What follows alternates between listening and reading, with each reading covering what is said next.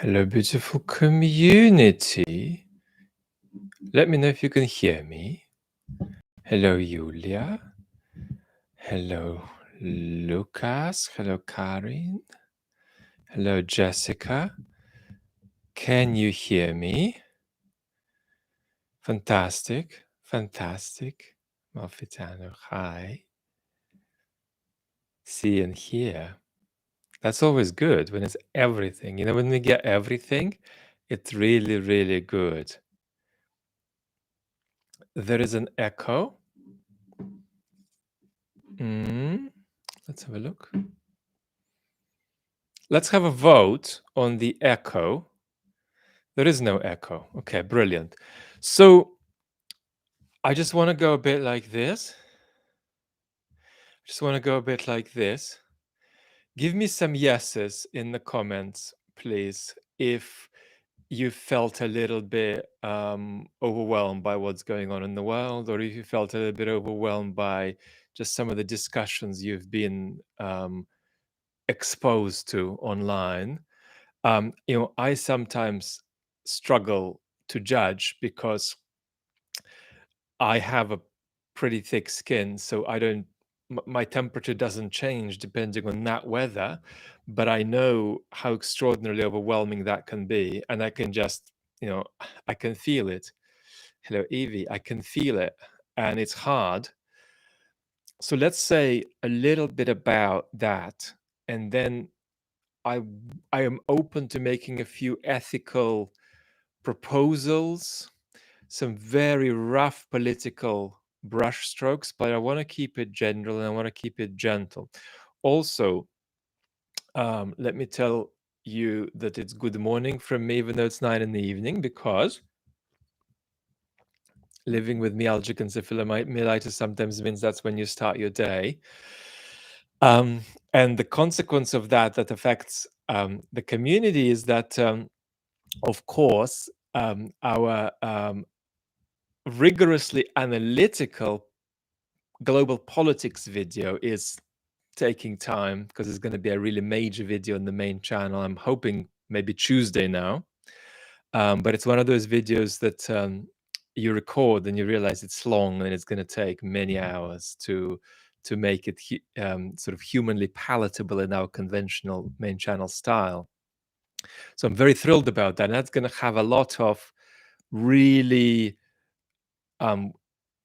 gritty analysis, political analysis. So because of that, I'm going to go lower on that today. I won't be on a tangent if I say the following, that when stuff breaks loose, thank you, James, when stuff breaks loose, humans are not at their best. And just put politics aside for a moment. What I'm commentating on, of course, is the discussion right now, primarily about Israel-Palestine, but also the skirmishes that people are having between themselves who support Ukraine, but don't see eye to eye on Israel-Palestine. And Julia asked a question about the UN General Secretary's comment that the Hamas attack didn't happen in a vacuum. And I might get to that, but let me put quite a lot of scaffolding first. We all know from personal life that when certain big unexpected things happen, a lot of people lose their stuff. And we've all had experiences of this. One classic way in which this happens is when an unexpected death occurs in your family, in your friendship circle, and maybe most people deal with it okay, but there's a big minority of people who play games with it, who gamify the process and try to make something of it. That happens inevitably to humans when big things occur. I witnessed it very much when my closest friend in the world died, even though most people are really beautiful about it. And I also witnessed it with another very sudden death. Um, Somebody not at all close to me, but somebody I knew was killed by a shark, and when I was living in Tonga, and um, everybody wanted a piece of that tragic death of a young woman. And we lose our stuff when pandemics happen. We lose our stuff when wars happen. And here, a kind of interesting thought also occurs, and that's that human beings, when they're stressed and when they're in a bad situation, especially when they're in an unfair bad situation, Evgeny Putin is not dead. When they're in an unfair bad situation, they don't always behave well. You know, just over there, I have George Bernard Shaw's complete musical criticisms. He was a great music critic for 70 years, in fact. So it's about 3,000 pages. But he wasn't a good judge of music. He was just a great judge of musical occasions.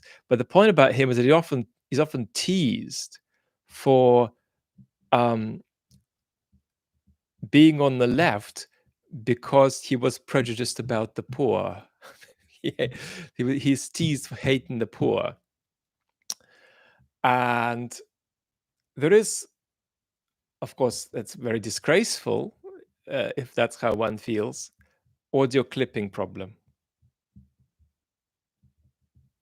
Okay. Let's see how it goes. It's disgraceful to hate the poor, but in that ghastly prejudice, there's a kind of a truth. And the truth is that radically disadvantaged humans don't behave well. And that means radically disadvantaged humans in real life don't behave well, and radically disadvantaged and humans who are proximate to radically disadvantaged humans who think they represent them on social media don't always behave well. So when big things happen, we do a number often in our pants, we drop our pants, we run around, and we're not good at talking to each other. And there's an advice I deeply, deeply believe in personal life, in relationships, and that is don't bring up a significant issue unless there is space to discuss it, right? And you see that all over the world with families, with the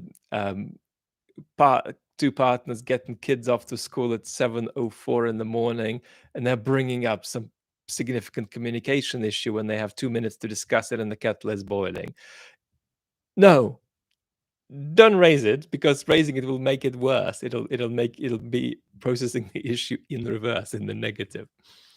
And the same applies to us and how we engage on social media. Don't have a fight with somebody on social media. Don't do a battle out with them, unless both you and them are in a place where you have capacity to have a conversation that's more constructive than not. And at the moment, there's a lot of people who can't engage in constructive conversation. And so engaging in that with them and then being disappointed is really asking people to give something they can't give, and then being sort of pissed at them. So that's one thing that I wanted to say. But let me say then something else.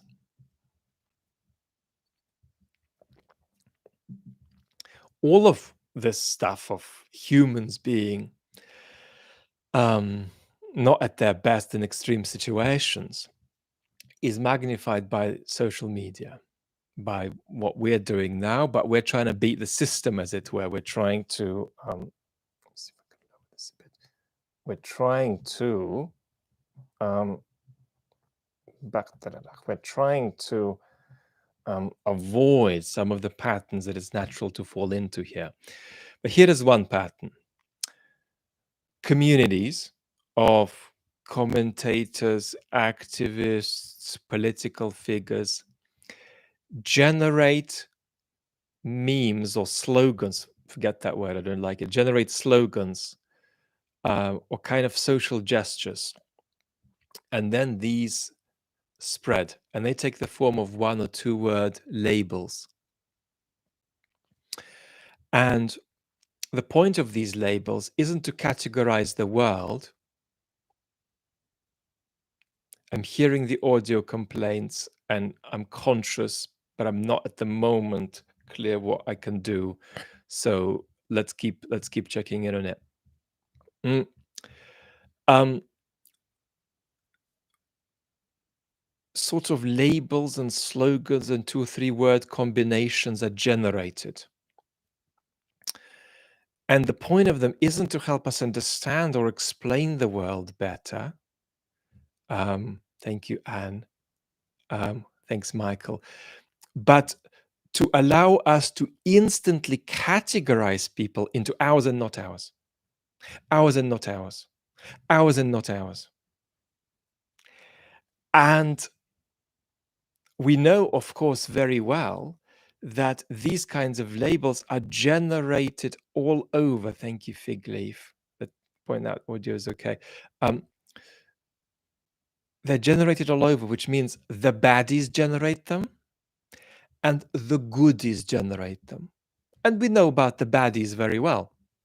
We know about these social media slogans that Russian propaganda generates, right? Let's take some.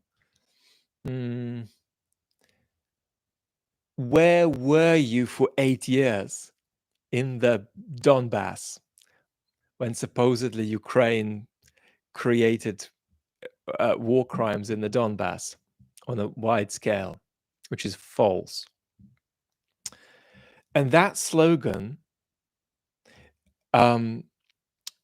isn't an invitation to say, well, what actually happened in the Donbass for 8 years? It's an invitation to obstruct one's thought about that. And we know that very well, how very often humans can raise a question as a way of avoiding that question. So I can ask, why am I so mean to Ricky? Why am I so mean to Ricky? I mean, Ricky is always the butt of all of my jokes. I mean, Ricky is fictional, but Ricky still cries, So why am I so mean to Ricky? Why am I so mean to Ricky? And if I go around asking that in the way that I would ask, why can't I lose weight? Why can't I lose weight? Why can't I lose weight? That'll be a way of avoiding the question that I'm asking. So it's a neurotic evasion of the very thing one is trying to ask, that one engages in while asking it. And so that's how that slogan, where were you for 8 years in the Donbass, works. Well, let's take another one. The Kievan junta, right? That's what the Russian propaganda talks about.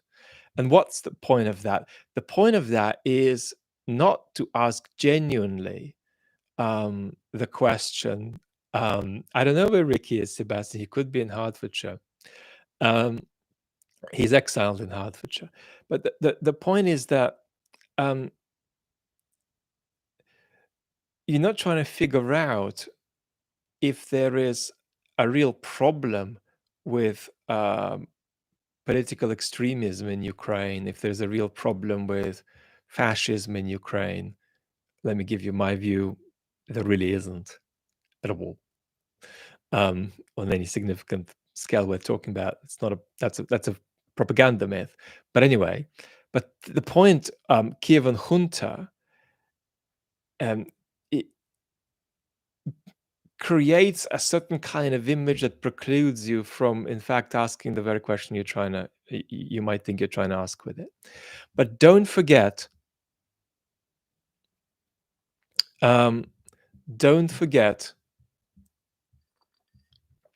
that we do it too, right? So I know that all of us, virtually all of us here, take a very strongly anti-Putin position. And that's a position I've been recommending in an analytical way in many videos. But it's also important, of course, to be able to talk freely about pro-Ukraine information spaces. And there are many slogans there too. Let's take one.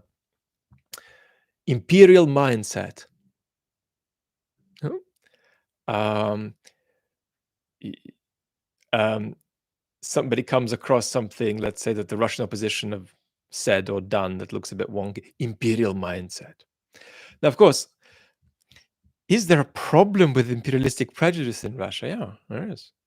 There's a bit of a problem with that in Britain, just not on the same scale. But the vast majority of people on Twitter who are going around accusing Russians of an imperial mindset, if you ask them what it was, they couldn't describe it with any kind of veracity, with any kind of connection with reality. So it's a real problem. But the application of that slogan precludes people from thinking about it rather than encourages thought. And the effect of slogans like that is that they're algorithmic, they are gamified, they are not for description, they're not even for exploration of what's normatively better or worse in the world. They are for an instantaneous capacity to work out without thought whether somebody is with you or not with you. That's the point of slogans like that. And we have plenty of them in the West. Plenty of them in the West. And I'm sure that we here in the beautiful community also use them about our political opponents, often inappropriately.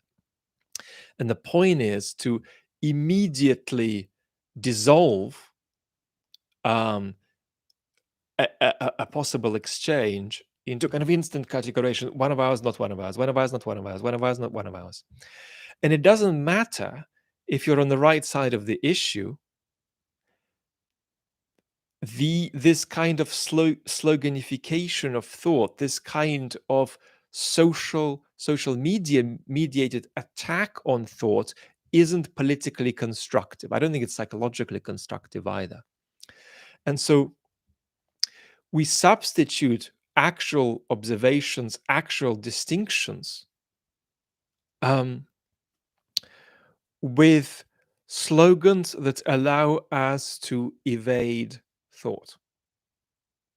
Right? The Kremlin are masters at that, but we all do it as part of our political discourse on all sides. All the goodies do it, all the baddies do it, all the mediums do it. And we are overloaded with these slogans, with these verbal gestures in the discourse about Israel Palestine now. And that is part of the reason why any kind of conversation is really, really difficult, really, really toxic.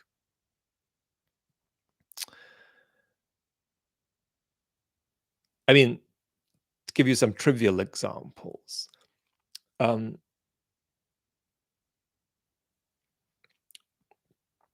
I have done something very interesting with the way I've chosen to commentate on Israel Palestine, which is absolutely a catastrophic thing to do in the algorithm. And you can see the main channel leaking subscribers every day. Mm,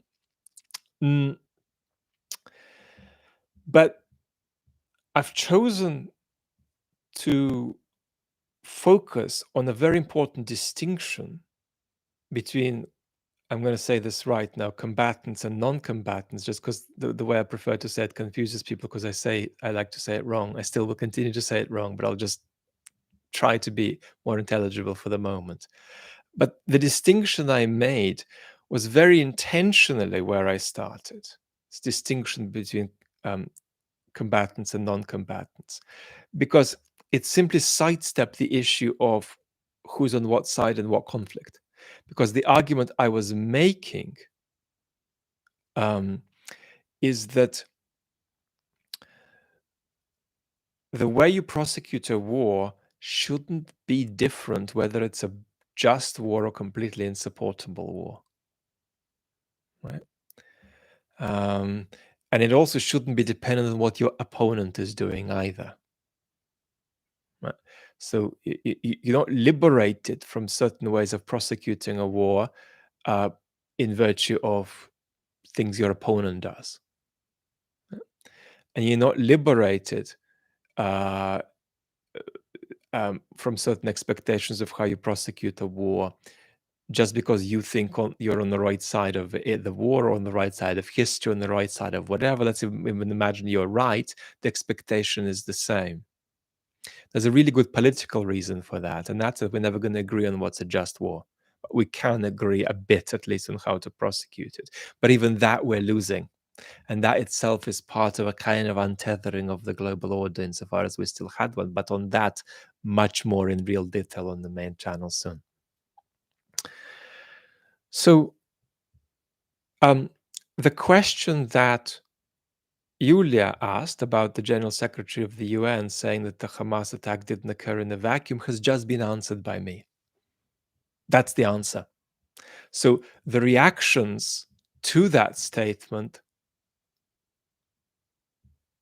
negative reactions to that statement, are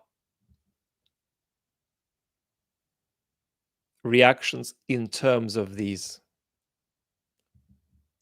items and slogans, as though what was said was itself one of those items and slogans, which it wasn't.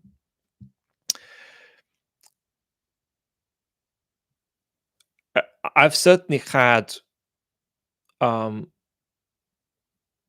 couple of opportunities to say something about the ethics of proportion. And I want to be careful here because I'm a philosopher, you expect from me an observation about ethical proportionality in the Israeli Hamas, Israeli Gaza, Israeli Palestinian conflict. But at the same time, my job is a little bit to try to thought lead rather than to try to put a flag into anything. And so I said something about that, and I'll tell you what I said. I said it on Twitter. And it's interesting in terms of some of the gamified slogans that appeared in return. So if you don't want an evaluation ethically of proportionality of what Israel is doing and is about to do in Gaza, drop off. So you don't need to engage in political conversation if it's not right for you. But I'm going to make an evaluation now, very, very, in a very measured way. So this is what I put. I said, the destruction of life in Gaza exceeds the moral limit to what is acceptable, quote unquote, collateral damage. Israel has, to a large extent, freed itself from active intent not to kill civilians. This is not acceptable ethically, and it will prove counterproductive politically, something I'm very confident about. But I'm not talking politics now. I'm talking mimification. I'm talking these slogans. So I'm privileged to get a lot of correspondence. I'm deeply committed to responding as much as my health allows, really. But there are two types of things I heard back from that. One was, what you've said is a Kremlin narrative. You see how perfect an example that response is of the sort of thing I described? Kremlin narrative. And, well, let me look at how I think about this sideways with you. Obviously, I've got that in a few places, but one of the places was on Twitter. And I'll tell you how I respond, because it's a bit to do with my public intellectual work. Obviously, a kind of Nassim Taleb style response, somebody who is sort of bullish on Twitter, would be, if only you knew 4% of what I know about Russian propaganda, Mr. or Mrs., before you say that I'm peddling Kremlin propaganda narratives. But immediately my thought was, of course, mental health. Hi, Cheryl. It was mental health. And I noticed that that person, I think, was a person of the younger generation who said that to me on Twitter, who was also aware of my sort of public voice for quite a while. But their response is Kremlin propaganda. When I say softly, there are challenges with proportionality. Yeah, Kremlin propaganda. And I immediately, of course, think of mental health. And if I respond to that tweet, which I will probably a bit later, I'll focus on that. And that's love. It's not love to say you're a moron, shut up. Even though the moron bit could be true, but it's more likely to be disorientation, being lost, not being in a good place, being wonky. Russian propaganda. Here is another response, and I'm please, you do know that I'm delighted to get these responses. So it's not I'm not sharing these as complaint. I'm sharing these as illustration. Another one. Why don't you condemn Hamas instead of writing this? Have you condemned Hamas? Tough love, there's a real place for tough love too, Rachel. I think I do it a lot. I piss people off a lot on, but you have to piss people off in a way that's going to achieve a transformation too. Have you condemned Hamas?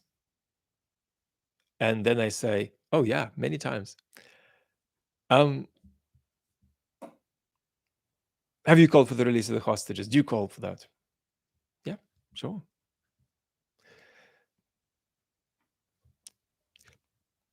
Condemn Hamas again. And you see that we are in this neurotic obstruction of thought. How come I can't lose any weight? How come I can't lose any weight situation? Where were you 8 years in the Donbass? Where were you 8 years in the Donbass? Have you condemned Hamas? Have you condemned Hamas? Have you...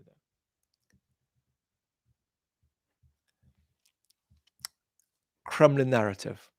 Kremlin narrative. And,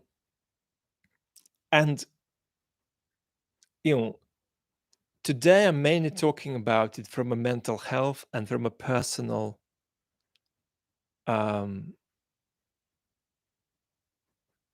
Cheryl, your position sounds good. Cheryl is saying I'm pro-Palestine, pro-Israel, anti-Hamas, anti-Netanyahu. I don't impose political labels on anyone, but I'm just pointing out what Cheryl's saying. Today we're talking about it from a mental health point of view and from the point of view of individual discourse online. But of course, it's also political, right? Imagine if you are Ukrainian in Lviv or in Odessa, and you are 100% using slogans about Russians, let's say. Is that understandable? Yeah. Yeah. Why? They're dropping bombs, they're invading, and they're doing genocidal rhetoric. Yeah, it's understandable. But if all I ever say as a Ukrainian is all Russians are responsible for the war, which is true, but if that's all I ever say, because that's a slogan in itself, imperial mindset, imperial mindset, imperial mindset. What do? I stop myself from thinking politically about what happens on the Russian space, which goes to the core of my safety as a Ukrainian, goes to the core of my safety, the safety of people I care about, the safety of my fellow citizens for the years and decades to come. Because you've got to know your enemy. And the sloganification obstructs understanding of one's enemy. You can shout from the rooftops about how everybody in Russia is responsible, but when that becomes a slogan, and when it becomes tied to generalizations that simply blind you to reality, you're hurting yourself by not acting politically. When you act non-politically and politics is going on, you lose because it's going on without you. Right? And so on top of this personal engagement story, this mental health story, there is also a political story to the sloganification of the world. And the trouble also is that we can make slogans even where we're on the right side of a significant issue. Let's take an example. And it's okay if I don't carry everybody. Let's take a Western society and let's make two claims about it.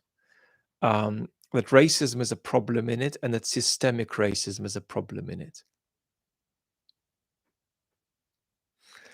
But at the same time, sloganification of ideas like white privilege, white fragility, can obscure us to the very issues that are problematic, to the very mechanisms of exclusion, to the very causes of exclusion. I mean, notice, for example, how much rhetoric like that, if you consume a lot of it on Twitter, simply misses inequality and class. Right? So we can be on the right side of an issue, but in sloganification of it, we can be not just sort of making no progress on it, but hurting it or obscuring it, and so on. So that's what has gone on a very, very high power for a lot of you, because you're in a Ukraine slogan world, and then there is the Israel-Palestine slogan world, and then the two slogan worlds are layered one on top of the other. And that can be hard to disentangle. And my personal advice is always don't order a great espresso in a place where it's not available, right? So don't expect from a conversation something that that kind of conversation can't give, that kind of exchange can't give. Of course, you can play and mess around and provocate people by telling them something you think or you even know is true, but no, you also know they're not gonna take it well. But if you're gonna do that, try to not be too exploitative of the fact that people who are saying mean things are often not in a good place. And of course, just be aware of your own mental health. So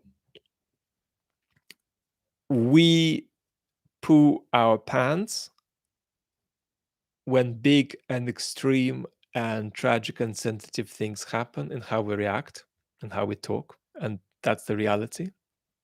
And then there is this story of the generation and deployment of slogans for differentiation between mine and not mine, with me, not me, not with me.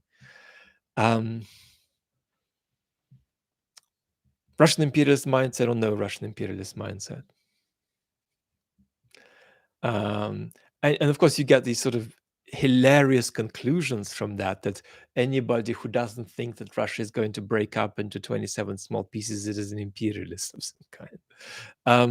Russia could break up, but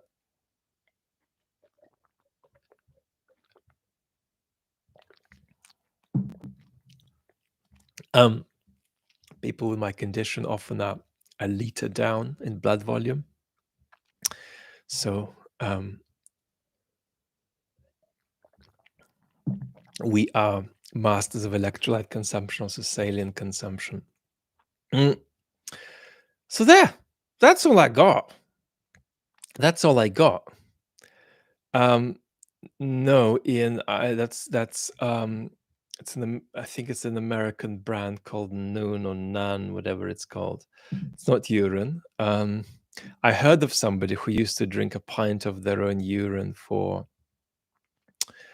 in the morning. I don't have any comments about that. I have no comments about that. We're going to run an hour today. So we've got 25 minutes. We're just trying to not freak ourselves out. And I really sensed how social interaction was. So I just wanted to come in and just make a few gentle analytical remarks, but with a view to going like this. Also,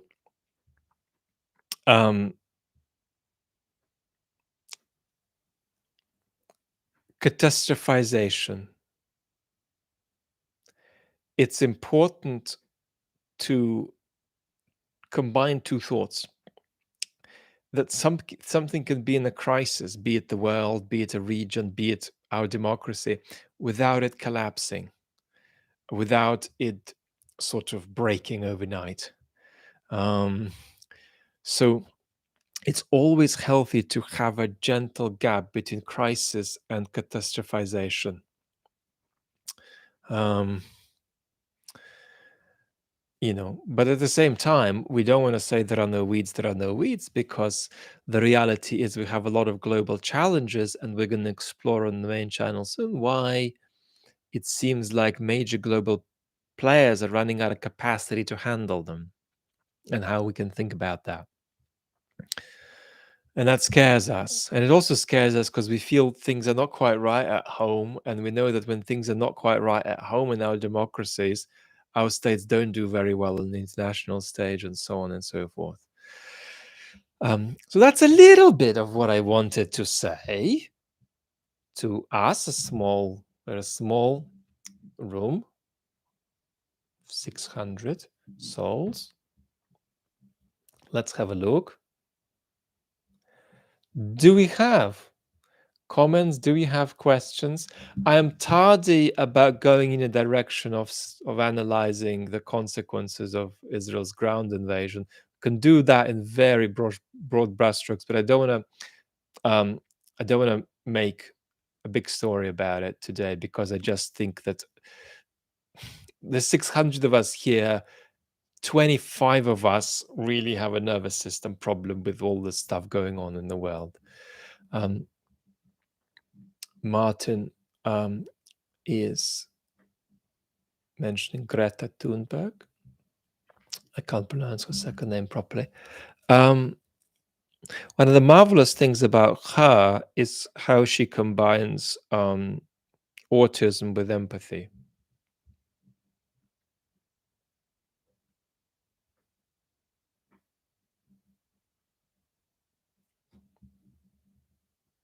Okay, take care. Sending love.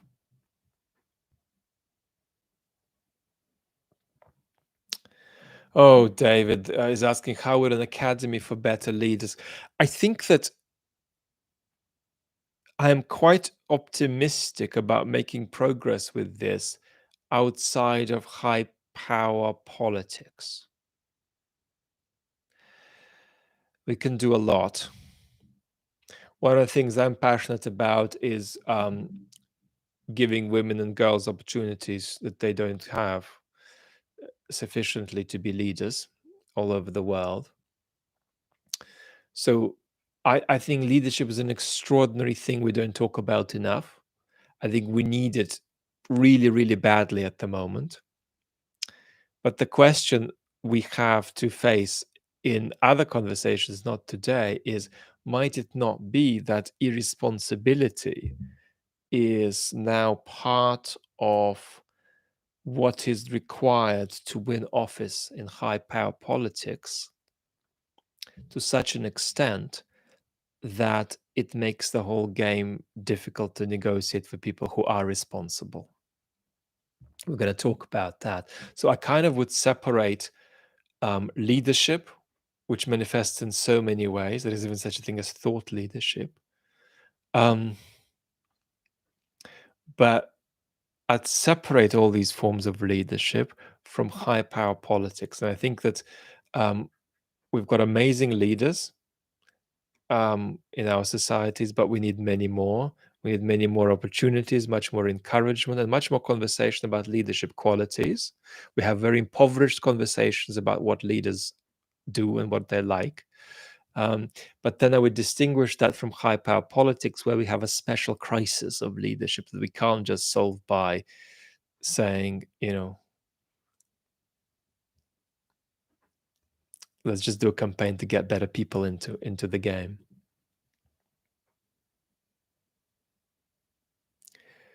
Wolf, thank you. Yes, if the mic is playing up, it might need a new USB lead. Gilligan is asking a question, but I saw that Grant's question might be. Oh, Grant, I can't answer your question because Grant's asking what's my favorite soup. So I, because of my health, love cooking when I can cook properly, and the rest of the time I do not cook. I just do things that are very, very quick because I'm like a very busy CEO with my health condition. I need to fit a lot in a very short period of time. But when I cook, I love to cook, but that's very, very rare. The closest I come to cooking on a typical week is that I have thoughts about what I would do if I cooked, even though I don't. Soups. Now, I do have a borscht recipe. That is an imperialist. That is an imperialist mentality, isn't it? I don't know how to play that one. I can just say it's it's a British borscht. So, given that I was born in the Soviet Union, it's definitely going to be an imperialistic borscht. I was born in Moscow.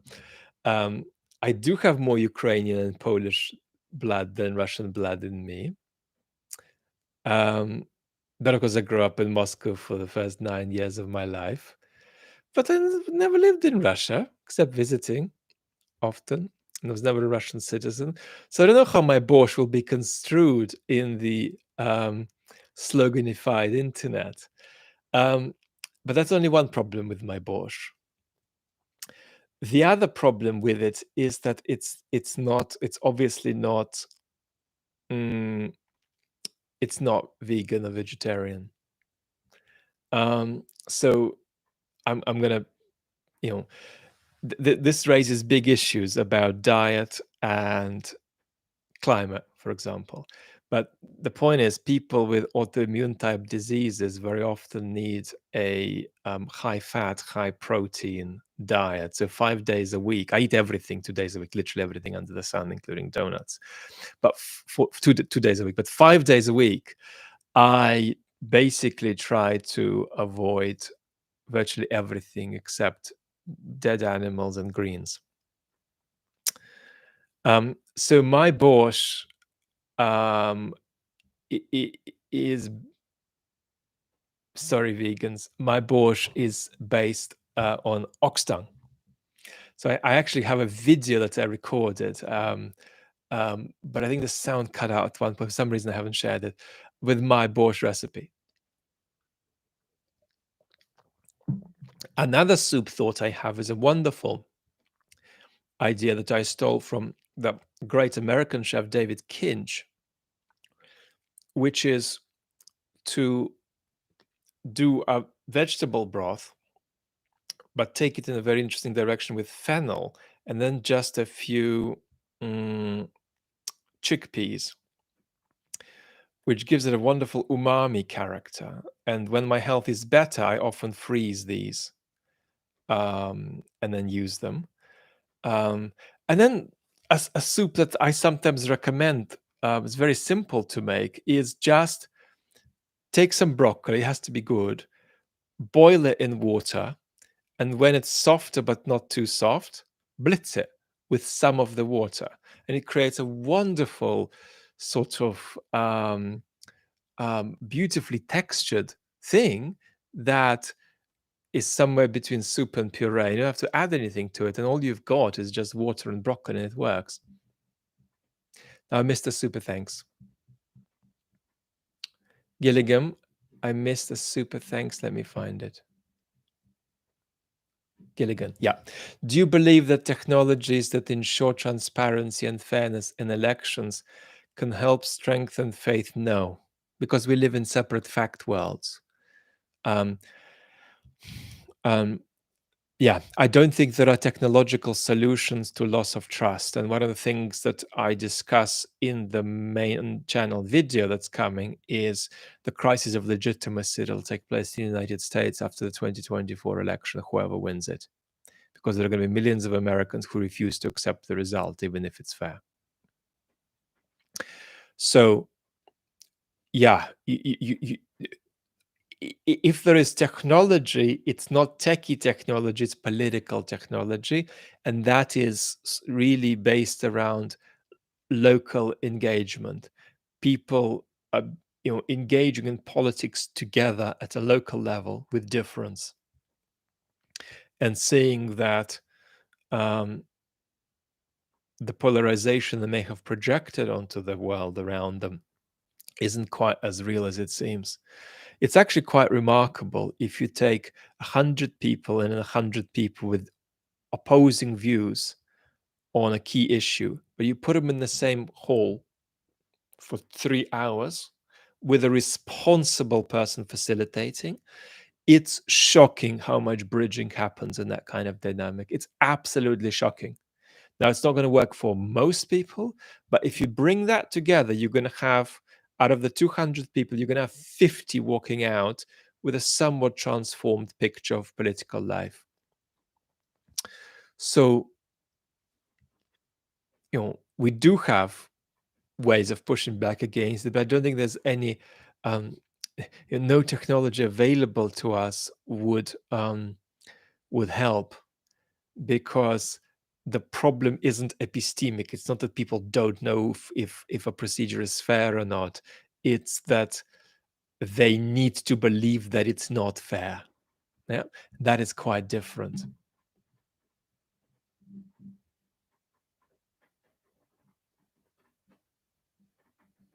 Elzin is asking, how do you need to be irresponsible to win elections? Well, it's easier to win elections with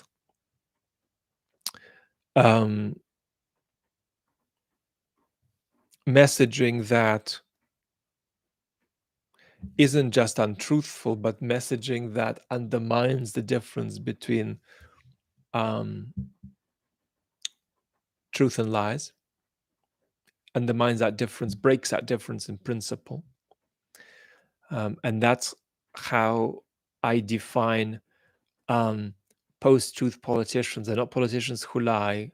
Lying is not post-truth politics. They're politicians who let go of the internal coherence in the things they say. That is part of respecting that key difference between truth and lies, without which democracy can't sustain itself for beyond a medium-term period.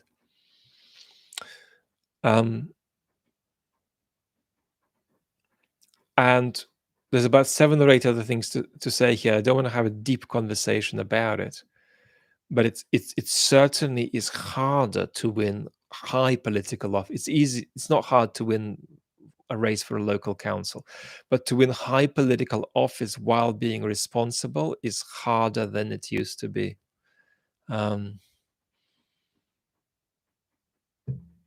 In our polarized world with breaking trust. Your question is much better than my answer. As I'm answering it, I'm thinking we're going to be here for half an hour before I do justice to what you're asking, and I will do justice to what you're asking in other conversations.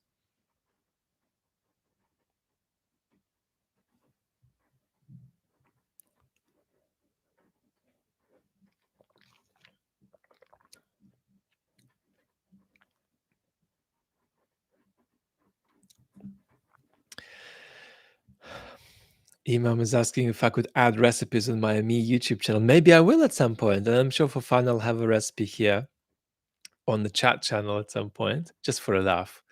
But it's not, I want to leave that to others who really have a contribution to make that way. I'm not that. I'm a thief. I'm a thief. I don't steal recipes, but I steal elements of recipes from people around the world, and then I sort of integrate them in different ways. I steal them, and I think it's an expression of my love for cooking, which exceeds my talent for cooking. I'm just a thief, a kind of aesthetic thief.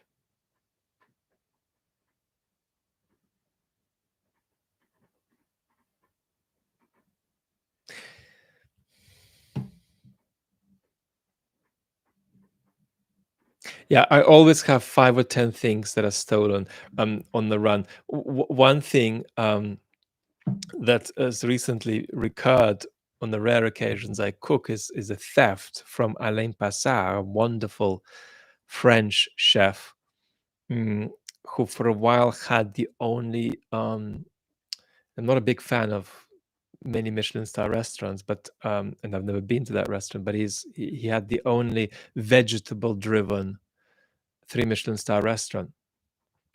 And he has this wonderful thing he does, which blends mm, lime juice, olive oil, and honey. And it just only works, of course, if the olive oil is good. Um, um, and I like to put beetroots done in the oven in some kind of a wrap and maybe in baking paper. It's absolutely fantastic. Beautiful emulsion. Subtle dig at Michelin ratings? Not too much, but a bit. Yeah, I mean, most of the best restaurants in the world will not be 3 Michelin star restaurants. Um,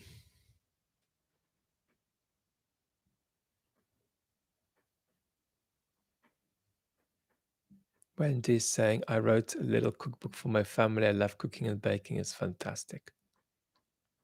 Something very magical, on the weekend with this, when the house is infused by the smell of a cake.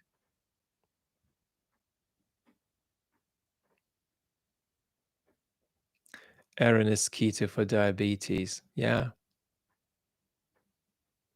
In the world of illness, what tends to happen is that cancer patients go in the vegan direction, and multiple sclerosis patients and other folks in the sort of more in the autoimmune direction go for greens and animal products. So they're opposite things.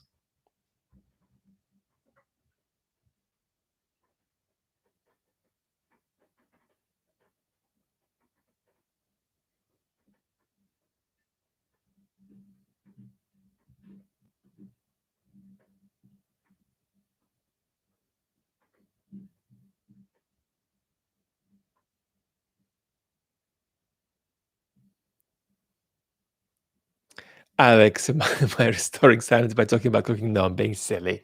But I just think it's important to, I know we're all adults here, but it's important sometimes to say that things are not okay and that things are okay and that it's not okay. Is it okay? It's okay for things to not be okay and also not okay, but it's okay in some ways. And it's important to, um, um, not expose ourselves to certain reactive and unhealthy dynamics and sort of engage with them as though that there's something they're not. So I think these kinds of conversations, they're not for many people, but they really make a difference. I'm going to do 5 more minutes of the first live ever, I think, in which I haven't really made a single point about politics. Very grateful to have you with me. You've joined me for my morning coffee, even though it's 10 in the evening now. And KB, glad your Crohn's is a bit in remission. vegan diet for ethical reasons. It's a fascinating conversation, which politically I will have at some point, the issue of animal farming and climate.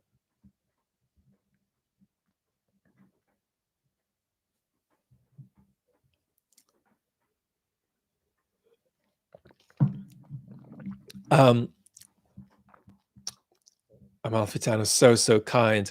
Maybe we could do just 2 chapters. One chapter says the warning about the informational environment, and the second chapter just chatter. So yeah, so I don't think we need like 10. We literally just need 2 or 3 max. If you can, if you do 2 or 3, then you're allowed, and I'm grateful. Blue Hawk is saying, I know a fellow YouTube philosopher who's big on veganism. You know, today I was thinking of what's the name of her channel? Physics Girl. She's got 3 million followers on YouTube, and she's got what I would call to this myalgic encephalomyelitis, long COVID triggered.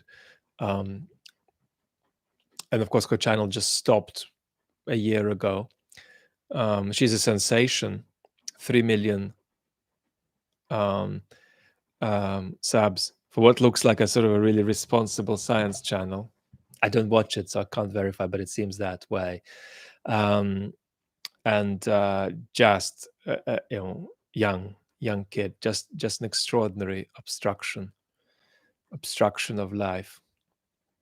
It's harder to deal with this illness than it is to grow. Well, it's hard to grow 3 million 3 million subscribers on YouTube, but yeah, so it's, it's real, it's out there, it's bad, we need to fix it.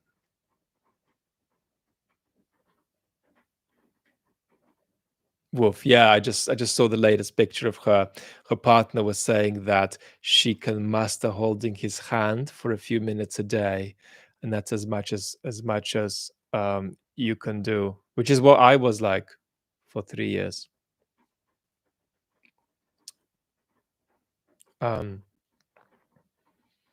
Sparkling soda, yeah, must have been a year and a half for her.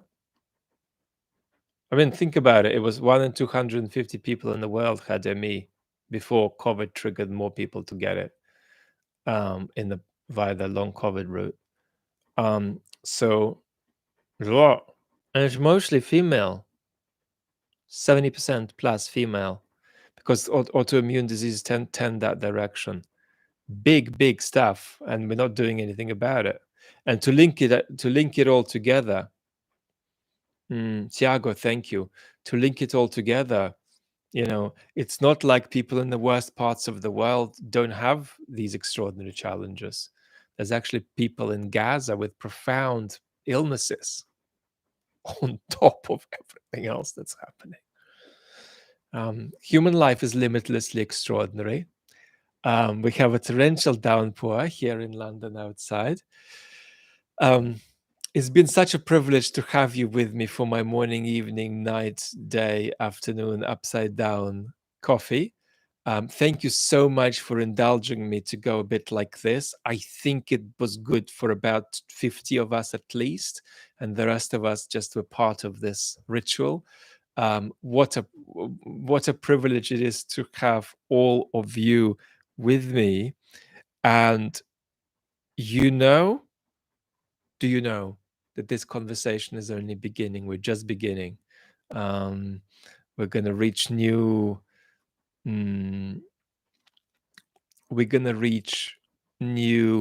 stages of engagement, conversation, and a little bit of transformation too. So, Susan, grateful. Grant, grateful. Ian, grateful. Malfitano, grateful. James, Blue Hawk, thank you. Bobby, Thomas, Michelle. I'm on Team Human. I love humans. Thank you so much, dear Friends for being with me. Lots of love and talk very, very soon. If not before, then maybe whoever has 20 minutes, maybe around Tuesday time. If you invest that in our main channel, global political thingy-majiggy analysis, then I'll see you then maybe. Lots of love. Talk soon.